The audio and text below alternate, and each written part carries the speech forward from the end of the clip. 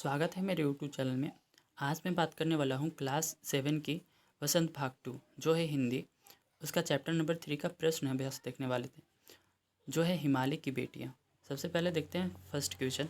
तो first question है कि नदियों को माँ मानने की परंपरा हमारे यहाँ काफ़ी पुरानी है, लेकिन लेखक नागार्जुन उन्हें और किन किन रूपों में देखते हैं। ठीक है, नदियों को जो नागार्जुन है उन नदियों को किन किन रूपों में देखते हैं।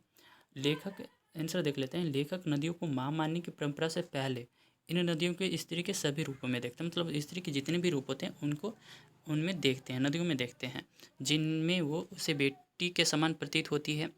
इसीलिए वो लेखक नदियों को हिमालय की बेटी कहते हैं। ठीक है, कभी वे इन्हें प्रेयसी के भांति प्रेमीय कहते हैं। ठीक है, मतलब प्रेमिका कहते हैं, प्रेयसी के भांति प्रेमिका भी कहते हैं। जिस तरह से एक प्रेयसी अपने जो एक प्रेमी अपने प्रेमी से मिलने के लिए आतुर होती है, उसी तरह से नदियाँ सागर से मिलने के लिए आतुर होती हैं। तो कभी लेखक को उसमें ममता के स्वरूप बहन के समान प्रतीत होती है, जिसके समान वे हमेशा हाथ जोड़े सिर झुकाए खड़े रहते हैं। जो लेखक है नागार्जुन हिमालय की बेटियाँ की, वो जो है वो नदियों को सब स्त्री के सभी रूपों में देखते हैं। जैसे बेटी हो गया, बेटी हो गई, बेटी हो गई, प्रेमिका हो गई और बहन के रूप में देखते हैं। ठीक है, अगला क्वेश्चन पे चले तो अगला क्वेश्चन है कि सिंधु और ब्रह्मपुत्र की क्या विशेषता बताई गई हैं। तो इनकी विशेषता बताई गई है इस प्रकार है कि पहला है सिंधु और ब्रह्मपुत्र ये दोनों ही महानदी हैं। ठीक है, सेकंड है कि इन दोनों नदियों में सारी नदियों का संगम होता है। संगम मतलब मिलना होता है ना। तीसरा है कि ये भौगोलिक और प्राकृतिक दृष्टि से महत्वपूर्ण नदियाँ हैं। ये डेल्टा फॉर्म करने के लिए मत्स्य पालन, चावल की फसल और जल स्रोत का उत्तम साधन है, मतलब बहुत ही अच्छा साधन है जो मत्स्य पालन के लिए, चावल के लिए और फसल व जल स्रोत के लिए बहुत ही उत्तम उत्तम मतलब बहुत ही अच्छा है। ठीक है, और फोर्थ नंबर है ये दोनों ही पौराणिक नदियों के रूप में विशेष पूजनीय है। ठीक है, अगला क्वेश्चन पे चले तो काका कालेकर ने नदियों को लोकमाता क्यों कहा है। काका कालेकर ने नदियों को लोकमाता क्यों कहा है, आंसर देख लेते हैं। नदियों को लोकमाता कहने के पीछे काका कालेकर का नदियों के प्रति सम्मान है। ठीक है, ये समान भाव में कह रहे हैं, मतलब उनका आदर करें, इसलिए उनको माँ कह रहे हैं, क्योंकि ये नदियाँ हमारा जो आरंभिक काल से ही माँ की भांति भरण पोषण करती है। जैसे एक माँ अपने बच्चे की जैसे लालन पालन करती है, इसी प्रकार से नदियाँ भी हमें हमारी लालन पालन करती है। ये हमें पीने के लिए पानी देती है, तो दूसरी तरफ इसके द्वारा लाई गई उपजाऊ मिट्टी खेती के लिए बहुत उपयोगी होती है। ये तो हमें पानी पहले देती ही है, लेकिन दूसरी तरफ यह क्या करती है, जो इनके द्वारा जो लाई गई मिट्टी होती है ना, ये बहुत ज़्यादा उपजाऊ होती है।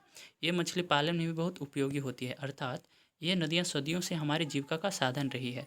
ये जो नदी में हम बहुत ही मछली पालन किया जाता है ना, तो ये नदियाँ हमारे लिए बहुत ही ये जीविका का साधन होती हैं। ठीक है, हिंदू धर्म में तो ये नदियाँ पौराणिक आधार पर भी विशेष पूजनीय है। हिंदू धर्म में तो जीवन की अंतिम यात्रा भी इन्हीं से मिलकर समाप्त हो जाती है। जैसे हिंदू धर्म में क्या होता है ना, जो किसी व्यक्ति का अगर मृत्यु हो जाती है तो उसका जो अंतिम संस्कार, ठीक है, अंतिम संस्कार कहाँ किया जाता है, नदी में ही किया जाता है। इसीलिए हमारे लिए माता के समान है, जो सबका कल्याण ही करती है। ठीक है, इसीलिए जो काका कालेकर हैं इनको माता कहते हैं। ठीक है, अगर आपको ये वीडियो अच्छी लग रही हो तो चैनल को सब्सक्राइब और वीडियो को लाइक ज़रूर करें और अपने मित्र को भी ये भेजें। अगला क्वेश्चन है कि हिमालय की यात्रा में लेखक ने किन किन प्रशंसा की है।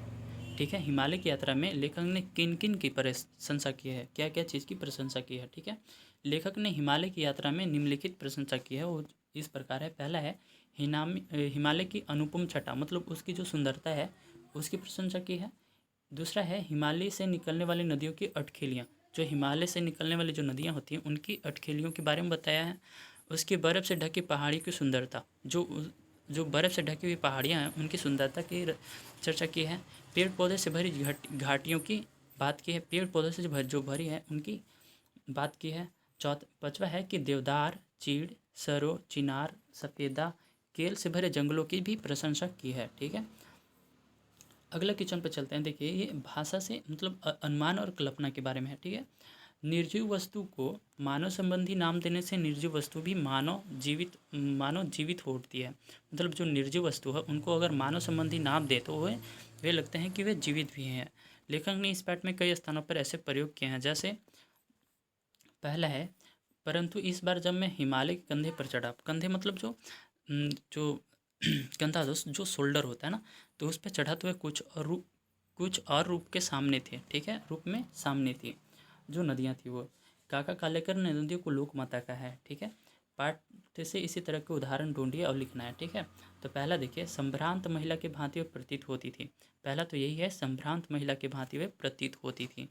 दूसरा है, जितना ही उन बेटियों को बाल लीला देखकर, मतलब दूसरा जो उदाहरण होगा ये, उन जितना कि उन बेटियों की बाल लीला कर देखकर।